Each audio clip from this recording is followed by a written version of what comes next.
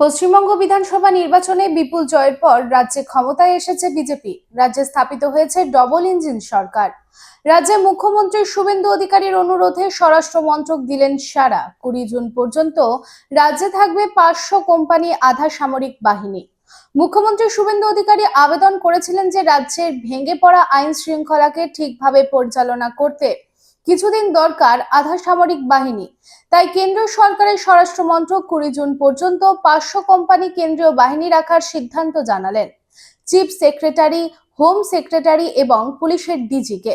আগামী 20 জুন পর্যন্ত রাজ্যে মোতায়েন থাকবে 20 company CRPF, 150 company BSF, 50 company CIF, 50 company ITBP, 50 company SSB. Mohan the family store.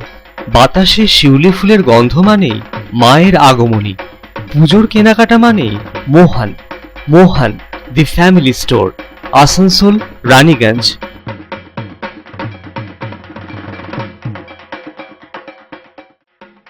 Durga Puja हो या दीपावली या हो कोई भी उत्सव, कपड़ों की खरीदारी के लिए आपकी पहली पसंद मोहन दी फैमिली स्टोर।